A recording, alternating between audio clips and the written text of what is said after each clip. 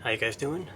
Welcome back to another video, and today we're going to talk about another smartphone.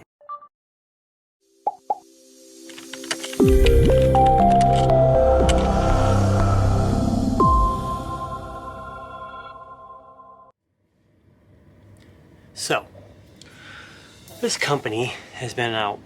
They make a variety of phones, ROG, gaming phones, of course, and they also have the Zenfone series that has the flip-around camera.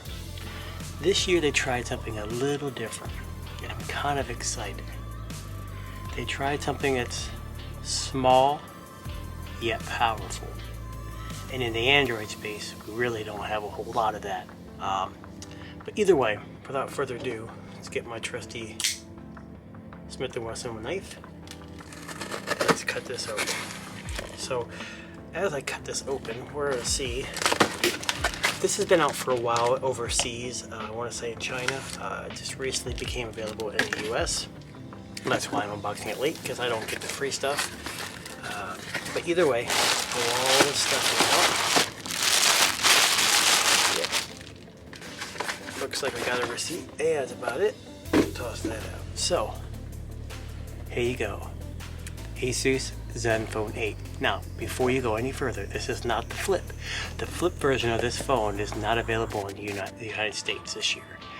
From what I understand, obviously it's an incremental upgrade over last year's 7. But either way, the reason why I'm interested in this is just because of the form factor and what Asus decided to do with it. So, without further ado, let's see if we can cut this open.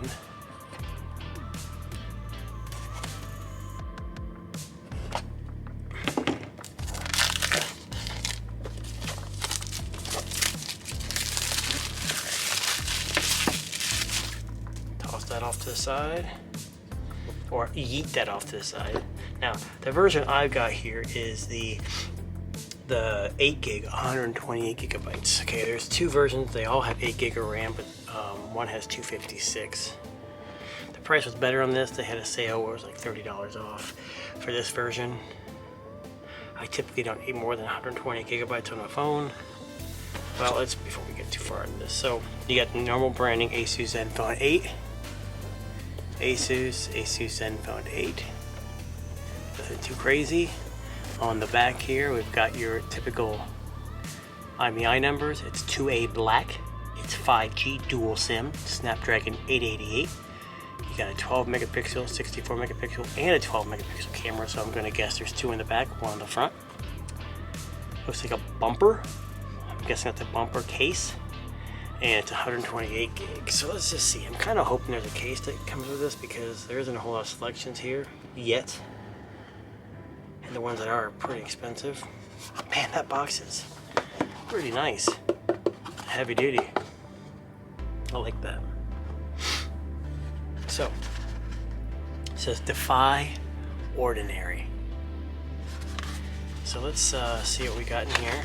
So inside here, we've got, it looks like, let's get this open here, a black bumper case. It's kind of textured, you can see that. And it's got some openings with the bumper case because it kind of doesn't go all the way around. It leaves the bottom and top, and the sides kind of exposed. But nonetheless, I'm down for free cases. You got your books and all that kind of stuff that we don't really care about right now, and the almighty SIM ejection tool. Put the phone off to the side here. See what else you get with this phone. So, looks like some paper. You get a charger, and I do believe this is 30 watt included. Apple, Samsung, and a USB-C to USB Type-C cable. I'm not really sure how much environment we're saving here with taking that stuff out of the box. It is what it is. So, here's the phone itself, and let's just enjoy the sound. at this. So, just looking around the phone. Let me just take this sticker off. You guys don't need to see that boring stuff. It's something that you don't see very often nowadays. A matte black phone, which is very common. Typical island for your cameras with only 2 sensors. Rounded. You get an all black edge and pretty much a flat screen in the front. Now I'm just gonna hit this power button to see if we get any juice. And it does turn on. So going around the screen, you've got a blue accented button. There doesn't seem to be any texture on it, but it is blue. You got your volume, a headphone jack, microphone. The headphone jack's pretty nice. Nothing on the other side except for some antenna lines. Your SIM, more microphones, another speaker, and your USB Type-C.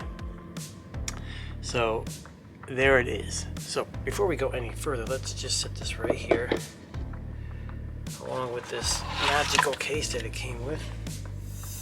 Let's just go over a few things. So what is this thing? It's considered Obsidian Black. It's IP65, IP68 rated. It's got LPDDR5, 8 gigs of RAM. Either comes in 128 or 256 gig of storage, both UFS 3.1. It's got a 5.9 inch, 20 by 9, 120 hertz Samsung AMOLED display. It has a peak brightness of 1100 nits. It's HDR10 and HDR10 Plus certified. And it's got Corona Glass Victus, which is the newest glass on the front there. For the rear main camera, so we'll flip it around. I'm not sure which one's which here, but I'm sure I can figure it out if I look a little closer. One of them is a 64 megapixel IMX686 Sony sensor. The other one is a ultra wide IMX363 12 megapixel ultra wide. And on the front, it's an IMX663 12 megapixel sensor on the front for the selfie here, which is here. It's hard to see. I'm gonna try to zoom in a little bit. See that? I don't know if you can see the little. There's a little ring around the camera there. What else we got? We got this little cheat sheet right here, moving around a little bit. It's got dual stereo speakers with HD sound. It's got a high-res audio output. What else we got here? Wi-Fi 6E, dual SIM slots, and it comes with a 30-watt charger, like we said. Now, for context, let's just move all this stuff out of the way here. So I've got some other small-ish phones. So the first one is the. Now this has got a case on it. This is the Samsung. Or I'm sorry, Samsung. This is the iPhone 12 mini. With that being said, let's put the case on it so let's make things all fair here. Although this case is a lot thinner. So here's the mini. Here's the. So it's still quite a bit bigger than the iPhone 12 mini. And then we also got with another case as well is the iPhone, or the, jeez, I can't get my phones right, the Pixel 5. So we got the iPhone 12 mini, the Asus Zenfone 8, and the biggest one being the, well, they're about the same size, but the Pixel 5. What makes these differentiates is the 12 mini is basically a flagship in a package that's small. Battery life suffers. We got a Pixel phone that has all the bells and whistles for camera, but doesn't have, it has a mid-range processor. In the middle here, you've got a flagship device running the Snapdragon 888 in a small form factor.